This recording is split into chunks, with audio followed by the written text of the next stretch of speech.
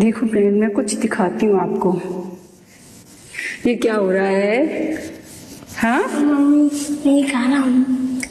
खा रहे हो तो ठीक है, लेकिन चुप के क्यों खा रहे हो? मैं माँ पूजा भी करने आया और मैं फोन लगा, मुझे भूख लग रही है। हाथ तो पूजा करने लगी थी है, इसलिए मैंने इसमें से निकाल के खा लिया। तो चुपके क्यों खा रहे हो? वहाँ खाना चाहिए ना तुमको, ऐसे चुपके नहीं खाते ना। ठीक है मम्मी। है, और देखो आप ऐसे चुपके खा रहे हो जैसे कि मतलब कोई चोरी कर रहे हो। आप चोरी की थी आपने? नहीं। तो फिर आपको वहाँ खाना चाहिए ना, बाहर बैठ के ऐसे चुपके रूम में खा रहे हो आप। सही बात है ये? नहीं। तो फिर अब आप खाओगे ऐसे? नहीं। ऐसे नहीं खाती ना। मैं घर पर नहीं थी तो क्या हुआ, दादी तो थी ना, तो आप उनके साथ खा लेते।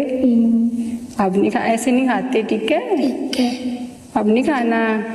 Okay okay.